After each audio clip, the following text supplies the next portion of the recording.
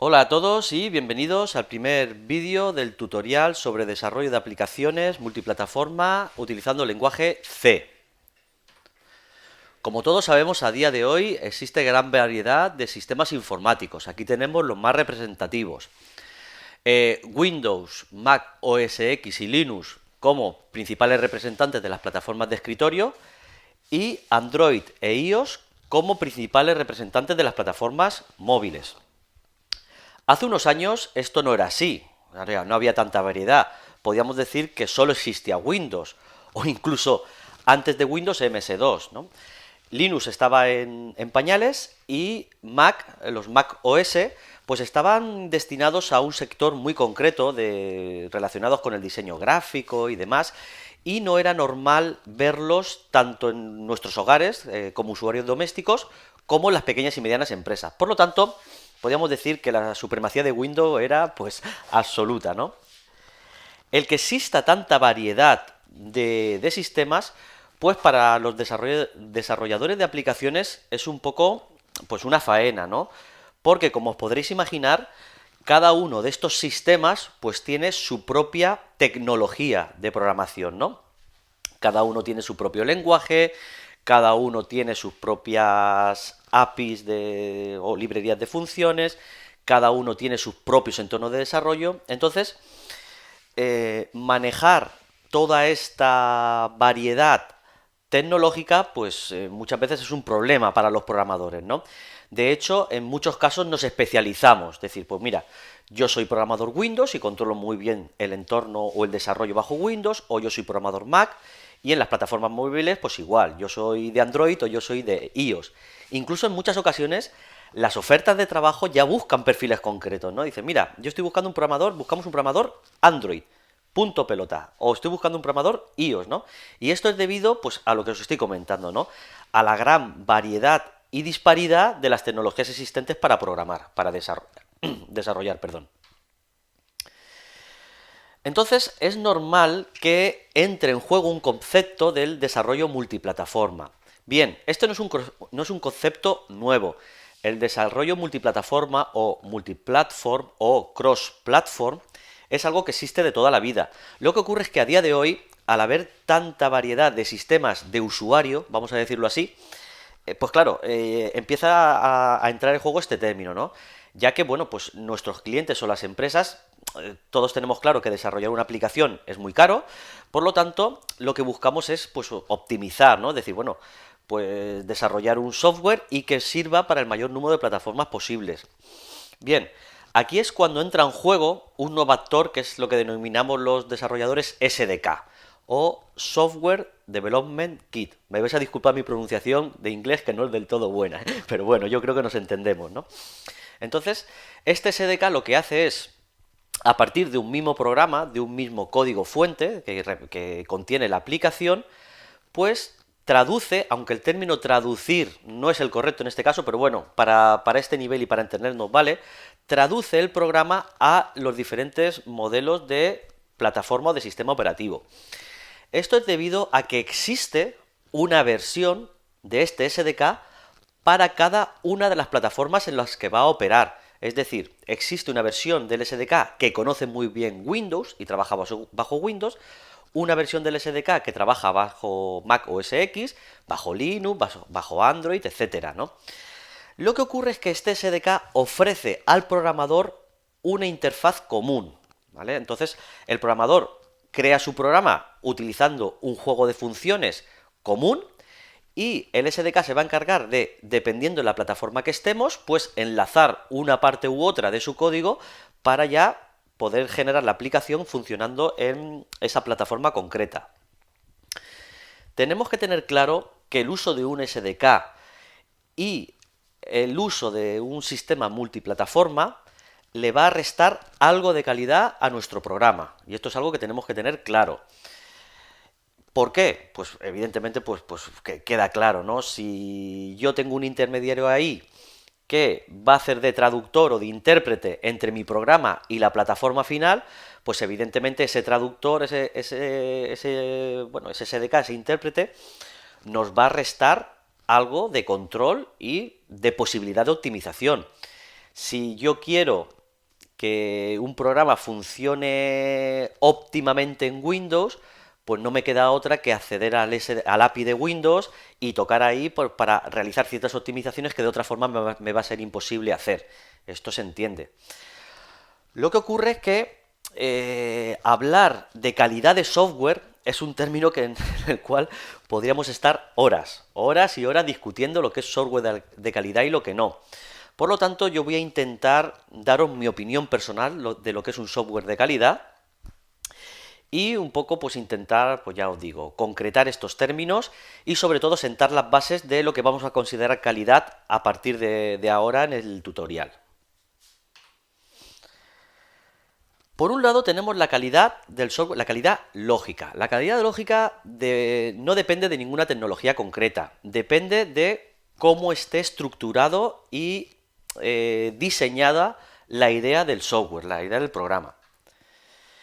En primer lugar, pues evidentemente un programa que se cuelga, un programa que peta, como decimos los informáticos, ¿no? O que crashea, o que nos tira sin dar ningún mensaje, o sea, que tiene fallos evidentes, pues estamos hablando de algo de mala calidad. O sea, realmente no hay peor experiencia de usuario que estar manejando un programa y que ese programa se cierre sin decir nada, ¿no? Entonces, eso ya pues baja muchos puntos en calidad. Podemos tener el software mejor del mundo, pero como sea un software plagado de bugs y de cuelgues y de cierres inesperados, pues claro, le va a restar mucha calidad. Por otro lado tenemos el término de eficiencia. Eficiencia nos referimos al término de que el problema se resuelva de forma óptima o de la forma más óptima posible.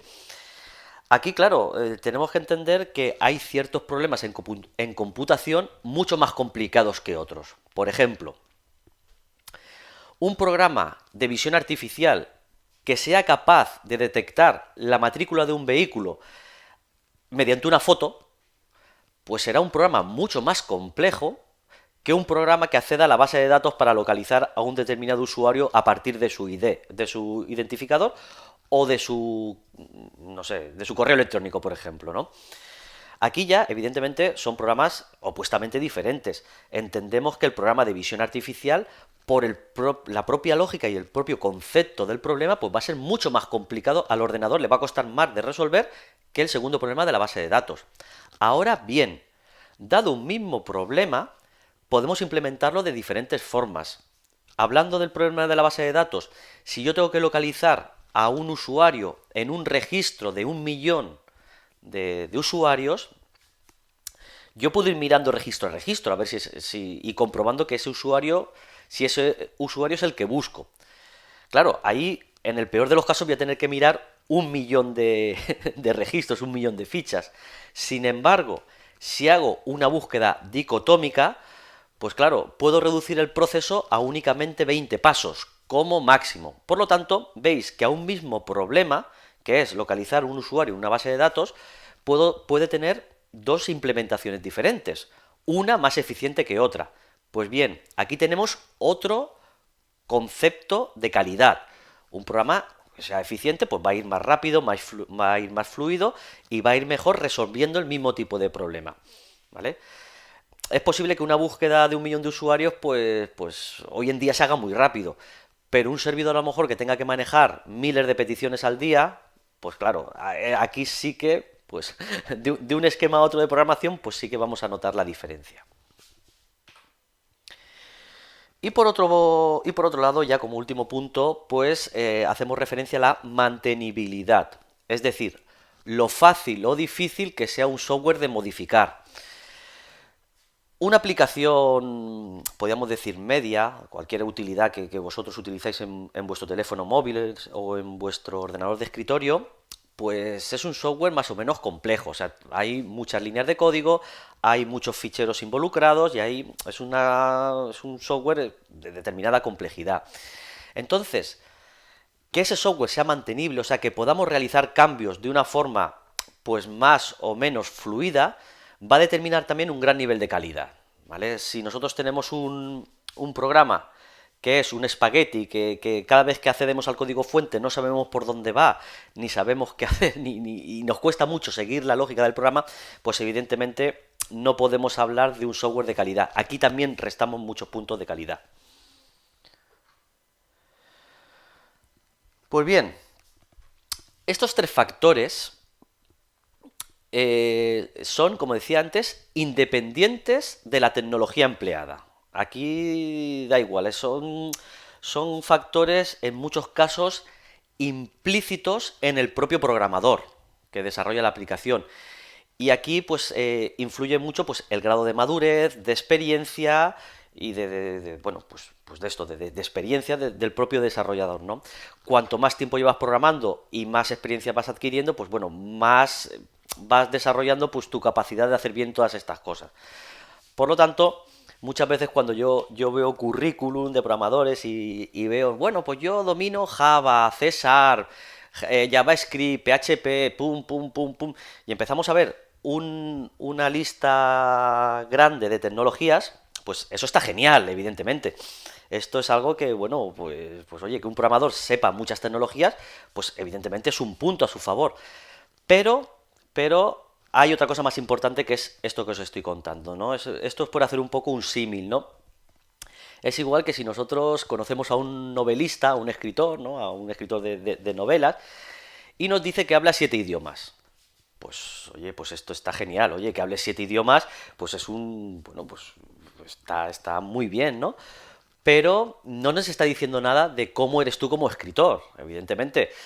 Un escritor pues tiene que dominar, pues no sé, la narrativa, tiene que saber crear historias coherentes, bien estructuradas, con personajes interesantes, en fin, todo este tipo de cosas. Yo no soy escritor, pero bueno, yo creo que me entendéis, ¿no? Pues bueno, esta parte de calidad del software, la calidad lógica, pues va a ir muy impresa en el programador, ¿no? Y en cómo utilice sus propios estándares. Y por otro lado tenemos la calidad técnica. Aquí sí, aquí ya estamos hablando de tecnología, aquí estamos hablando ya de lenguajes de programación concretos, estamos hablando de APIs concretos, de tecnologías concretas, ¿no? Pues bien, para medir la calidad técnica tenemos que definir, pues por lo menos unas métricas, ¿no? ¿Qué consideramos calidad o qué vamos a medir para decidir si nuestro software tiene calidad o no tiene calidad, ¿no? En nuestro caso, las métricas que vamos a utilizar para determinar si un software tiene calidad en su parte técnica, perdonadme que sea pesado, pero quiero diferenciar estos dos tipos de calidades, ¿eh? Si un software tiene calidad técnica, son estos dos: rapidez de ejecución o velocidad de ejecución y tamaño en memoria.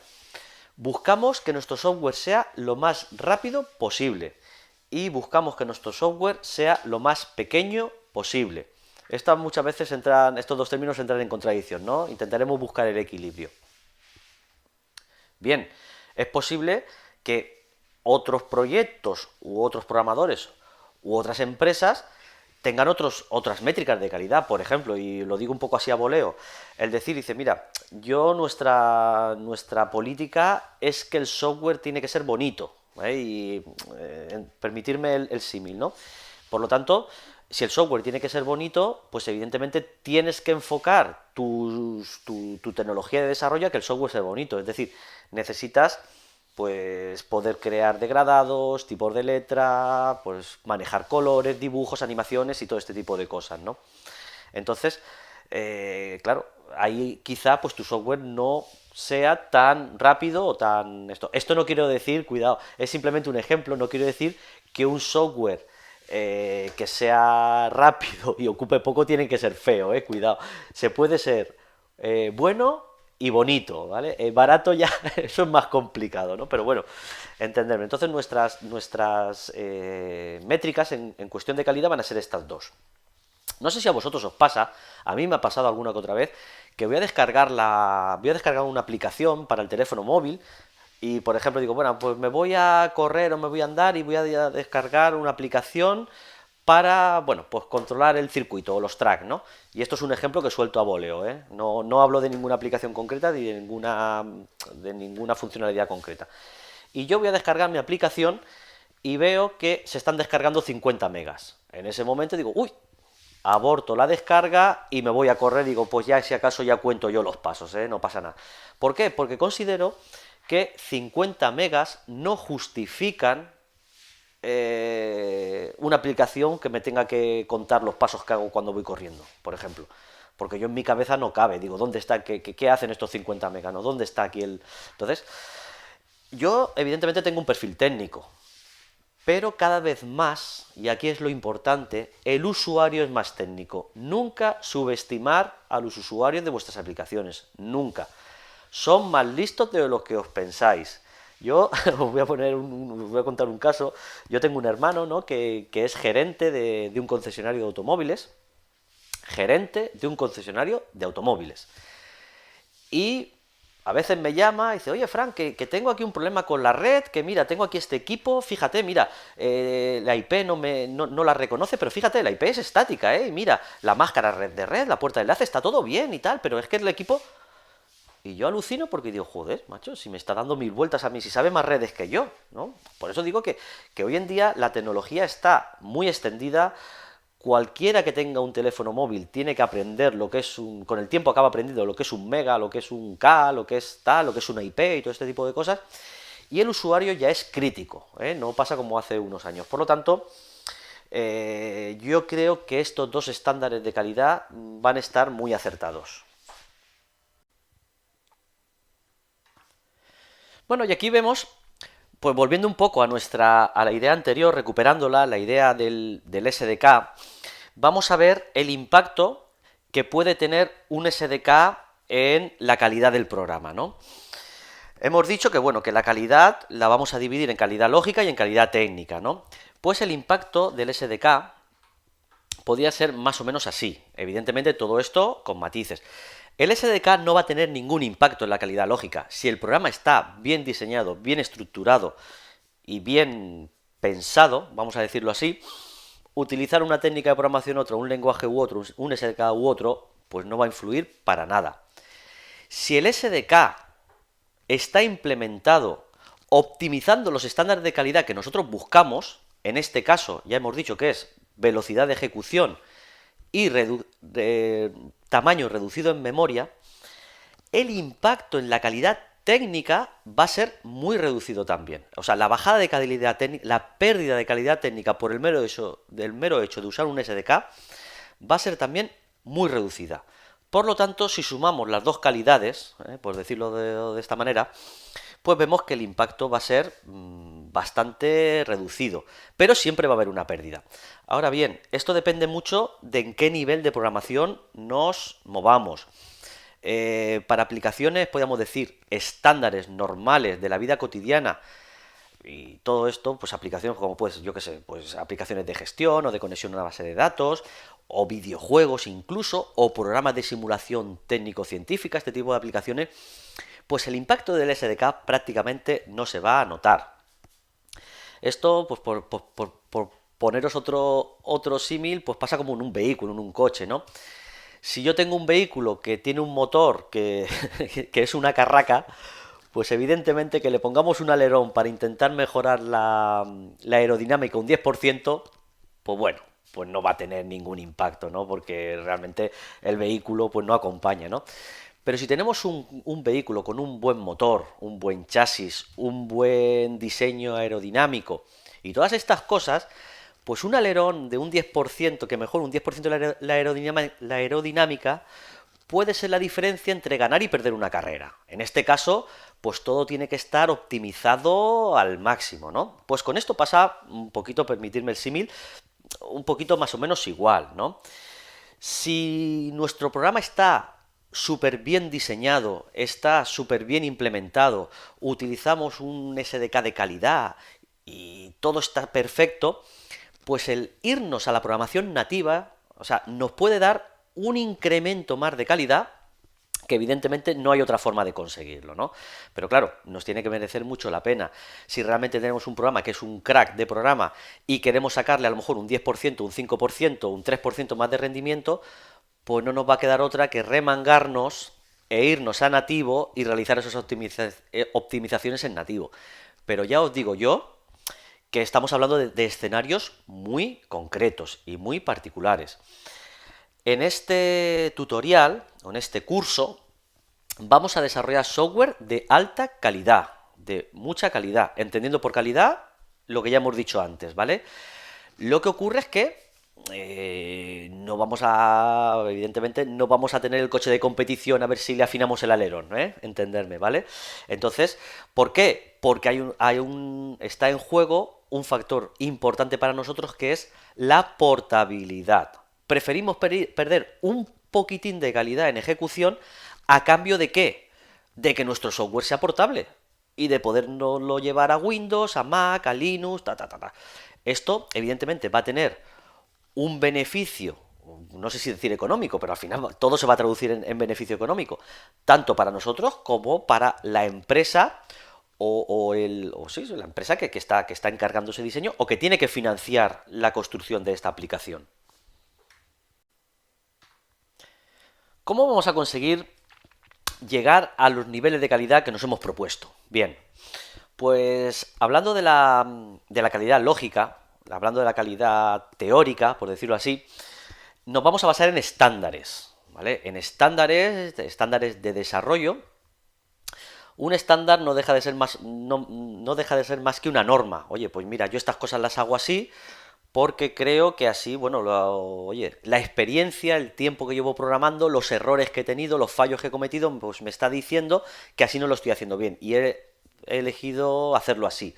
Bueno, pues es algo que, como os decía antes, cada programador pues un poco vamos incorporando a nuestro repertorio, ¿no? de conocimientos, ¿no?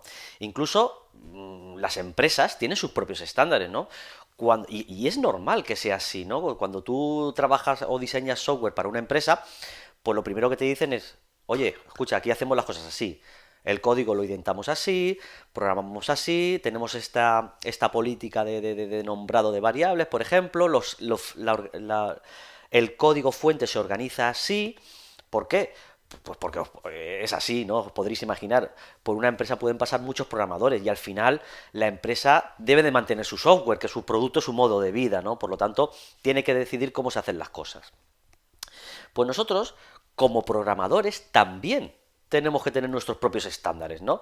Si no trabajamos para nadie, trabajamos para nosotros mismos, tenemos que al final decir, oye, mira, yo hago así y todos mis programas salen así. ¿Y por qué? Porque es la forma que yo estoy viendo que mejor soy más productivo o que mi software es más mantenible, ¿no? Un poco lo que comentábamos antes, ¿no? Entonces, a lo largo del curso yo voy a utilizar mis propios estándares, ¿vale? No tenéis por qué compartirlos, ya os lo adelanto de antemano. Los estándares es algo muy personal y yo, bueno, pues como el curso lo voy a impartir yo y os voy a ir guiando yo, pues bueno, pues yo voy a utilizar mis estándares, los que a mí me han ido funcionando a lo largo del tiempo, a lo largo de los años, he ido depurando y he ido viendo que funcionan, ¿no? Entonces, pues, pero claro, alguno de vosotros puede decir, oye, pues mira, a mí esto que hacen no me cuadra, yo lo hago así. Pues evidentemente, bueno, a partir del código fuente que yo vaya exponiendo, pues hacer las modificaciones que consideréis oportunas, faltaría más, ¿no? Los estándares pues hablan un poco de todo esto, pues cómo está estructurado el código, qué tipo de comprobaciones hacemos en el código, los denominados ASERS, también determinada literatura las llama precondiciones y poscondiciones, esto lo iremos viendo, qué política de nombrado de variables, de funciones, qué esquema de nombrado seguimos, cómo identamos el código, cómo ponemos los comentarios, en fin, este tipo de cosas que evidentemente me parece un poco innecesario empezar a hablar de todas estas cosas, empezar aquí a consumir minutos y minutos de vídeo o incluso tener que hacer varios vídeos hablando de estándares sin ver una línea de código, ¿no? Esto es algo que poco a poco yo, a medida que programemos, os iré explicando y lo iremos viendo, paso a paso, ¿no? De momento no lo vamos a dejar aquí. Simplemente de saber bueno, que vamos a adoptar estándares. Hablando ya de lo que es la calidad propia, de la calidad técnica bueno, de la implantación ya, de la implementación, pues vamos a empezar hablando del lenguaje. Nosotros vamos a utilizar el lenguaje C como lenguaje de cabecera, vamos a llamarlo así. Es posible, aunque poco probable, también os digo, que en determinados puntos del tutorial utilicemos otro lenguaje. Pues a lo mejor utilizamos algo de C++ o de otro tipo de lenguaje, aunque ya os digo que si lo hacemos será de forma anecdótica, ¿no? Porque queramos exponer algún ejemplo o alguna cosa así, ¿no? Pero nuestro lenguaje de cabecera, de uso diario, va a ser el lenguaje C. El lenguaje C, bueno, supongo que todos vosotros lo conoceréis o por lo menos habréis oído hablar de él. Apareció, como veis aquí, en 1972 en los laboratorios Bell, de la mano de dos ingenieros, Cunningham y Ritchie, disculpadme la pronunciación. Es un lenguaje de bajo nivel. Esto muchas veces se confunde, ¿no? Muchas veces confundimos, sobre todo, bueno, la gente que empieza o la gente que no es programadora. Cuando le hablan de bajo nivel parece que estamos diciendo baja calidad, ¿no? O mala calidad. Todo lo contrario, ¿no? Un lenguaje de bajo nivel se refiere a que es un lenguaje que nos acerca mucho a lo que es la CPU del sistema y el hardware en general, ¿no? Es un lenguaje muy próximo al procesador de la máquina, por lo tanto, nos permite tocar cosas, pues como nos permite acceder a memoria, nos permite acceder al hardware, nos permite acceder, bueno, tenemos bastante control sobre la máquina y el sistema operativo, por eso es de bajo nivel. Bajo nivel es proximidad. Genera un código máquina optimizado. El procesador, nuestro dispositivo, nuestro teléfono móvil, al final, lo que entiende, no entiende ni C, ni C++, ni Java, ni C#, ni Swift, ni nada. Entiende ensamblador, código máquina. Bueno, código máquina, ¿vale? Entonces, que es al final lo que es como está compuesta su arquitectura y su repertorio de instrucciones. Y al final Entonces, programar en C implica que cuando procesemos ese lenguaje por una aplicación que se denomina compilador y traduzca nuestro programa al código máquina, al juego de instrucciones que realmente entiende la CPU, lo va a hacer de forma muy óptima. O sea, va a utilizar el conjunto de instrucciones justo y necesario que necesita ese programa, ¿vale? Para que nos entendamos. Por lo tanto, pues nos va a ayudar el lenguaje C a cumplir los objetivos de calidad o las métricas de calidad técnica que comentábamos anteriormente, ¿vale? También es el lenguaje de los grandes sistemas, es decir, vuestro Windows, vuestro Mac OS X, vuestro Linux, vuestro Android, vuestro iOS, tan bonitos, tan flamantes, pues gran parte de su núcleo está desarrollado en C. Se desarrolló hace muchos años y eso no cambia.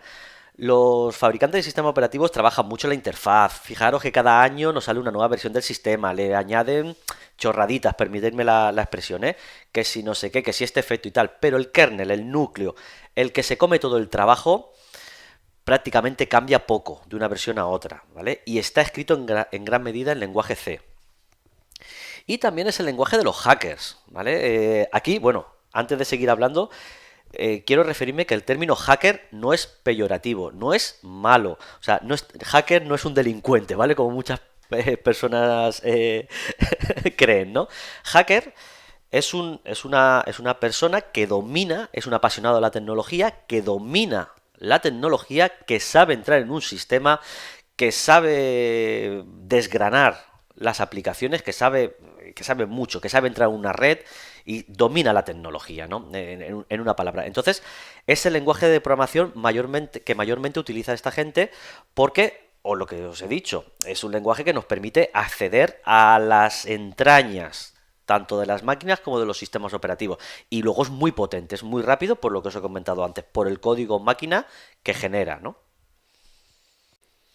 Por tanto, si el C es tan bueno para los grandes sistemas y es tan bueno para los hackers, pues oye, para desarrollar aplicaciones, pues también tiene que ser bueno, ¿no? Pues por eso lo vamos a utilizar. Aparte, otra particularidad adicional es que C está presente en todas las plataformas, en todos los dispositivos, los que hemos nombrado anteriormente, Windows, iOS, Android, etcétera, como en otros que son mucho más exclusivos y mucho más minoritarios, pero también está el C. Es decir, casi, bueno, esto no tengo la certeza, pero casi me aventuro a decir que cuando un fabricante de componentes electrónicos está pensando en un nuevo modelo de microprocesador, paralelamente está pensando en un compilador en C para esa arquitectura. Por lo tanto, pues nos vayamos donde nos vayamos, nuestro código se va a poder compilar y lo vamos a poder generar, nos vayamos a la máquina que nos vayamos. Y por otro lado, si hablamos ya de SDK, ¿qué tecnología vamos a emplear? Vamos a emplear el SDK NavGUI. Esto es un SDK multiplataforma, o sea, como comentábamos anteriormente, todo lo que hagamos nos lo vamos a poder llevar sin cambios a distintas plataformas de computación, ¿no? Está escrito en ANSI C, el estándar del 99, por lo que comentábamos antes del lenguaje. Ha sido creado por Francisco García, que como alguno de vosotros podréis imaginar, soy yo, es el que os habla. Su desarrollo empezó en agosto de 2010.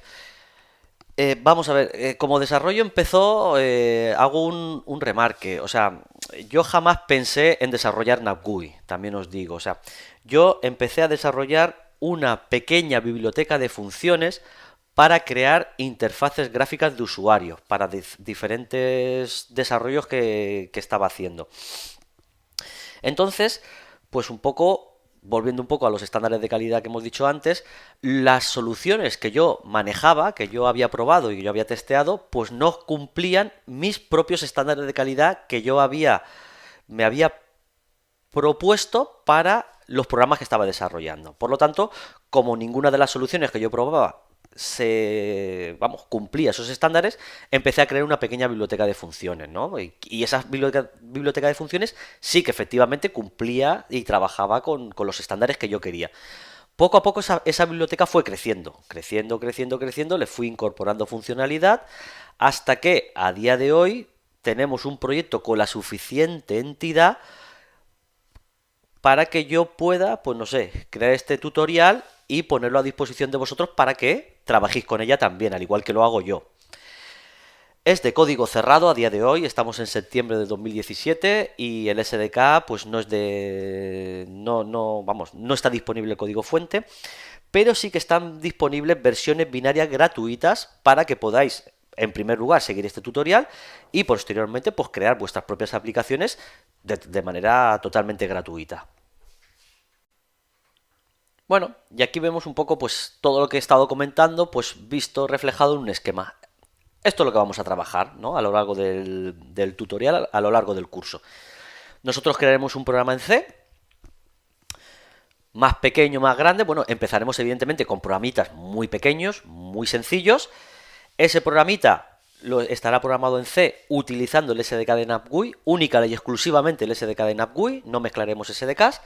Y a partir de ahí tendremos dos versiones del programa. La versión para Windows utilizando el compilador de Visual Studio y la versión para Mac utilizando el compilador de Xcode.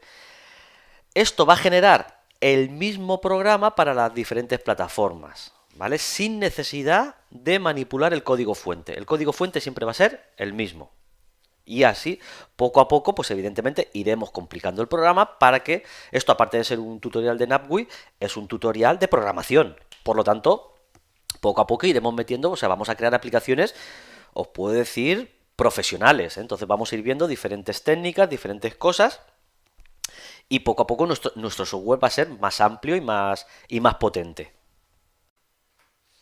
Bueno, y ya para ir terminando, pues vamos a ver un poco, hacer un repaso por las tecnologías que vamos a utilizar. Visual Studio y Xcode, pues como no podría ser de otra forma, como plataformas de desarrollo principales, tanto en Windows como en Mac. Todos sabemos que hay más, que hay otras alternativas, pero evidentemente estas son las estándares y aquí no vamos a inventar nada, ¿eh? Esto es lo que hay y ya está. Vamos a trabajar siempre con las últimas versiones del software que estáis viendo en pantalla. Vamos a procurar, actualmente, si no recuerdo mal, estoy utilizando Xcode, la versión 2017, que es la 15.3.3 concretamente. Y de Xcode estoy utilizando, la que viene con el sistema operativo Sierra, la última que he instalado, que es la 8.3.3. A medida que vayan saliendo numerosas diferentes versiones, que esto ocurre, pues, no sé, cada X meses, pues te sale una nueva, ¿no? Las vamos a ir actualizando y os lo voy a ir comentando, ¿vale? Por otro lado, vamos a utilizar CMake. CMake, para aquellos que no lo conozcáis, es una utilidad para el desarrollo o la creación, por decirlo así, de proyectos Xcode y Visual Studio. Aquellos que estéis familiarizados con la programación nativa, sabéis que aparte de programar y desarrollar el código fuente, hay que gestionar los proyectos dentro de Xcode y Visual Studio, y eso lleva su tiempo. Normalmente, como decía antes, un programa se compone de un montón de ficheros de código fuente. Esos ficheros están agrupados en librerías. Esas librerías tienen dependencias. Estas librerías también tienen que acceder a ciertos ficheros de cabecera y hay que indicar las rutas. Hay diferentes niveles de optimización cuando compilamos. En fin, una serie de parámetros y todo eso lo tenemos que configurar a mano cuando trabajamos con estos editores. CMake nos va a ayudar a partir de unos scripts que están repartidos a lo largo del código fuente, pues nos va a ayudar a automatizar todo esto, ¿vale? Esto no es nuevo tampoco. Esto, si habéis el que haya trabajado haya programado en Linux o en Unix, sabe que todo esto se automatiza con la herramienta Make, ¿no? Un poco de ahí veis el parecido, Make, CMake.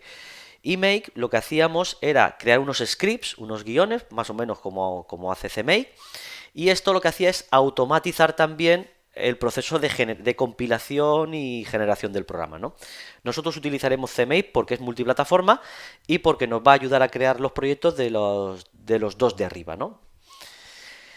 Y por último, utilizaremos Subversion para el control de versiones. Control de versiones es una herramienta que nos permite ir almacenando los cambios y controlando los cambios de nuestro código fuente. Bueno, yo Subversion estoy enamorado de ella, ¿no? Yo la llevo utilizando ya más de 12 años y la verdad es que en la vida me ha fallado, es súper, vamos, va muy bien. Yo no sé si es un estándar, no lo sé, lo desconozco, pero yo casi lo considero ya un estándar, ¿no? Entonces, vamos a trabajar con un repositorio Subversion.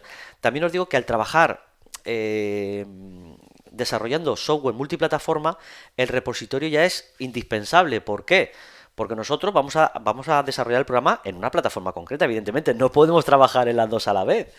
Trabajaremos en Windows, por ejemplo, programaremos en Windows, luego mandaremos nuestro programa al repositorio, lo almacenaremos allí, nos iremos al Mac, recuperaremos el programa del repositorio y entonces lo compilaremos en Mac. Por lo tanto, bueno, pues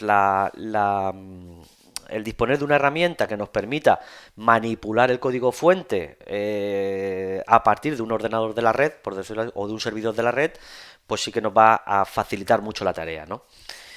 Los dos que veis al lado son Tortoise Subversions y Versions, que son los clientes del servidor Subversion para las plataformas Windows y Mac.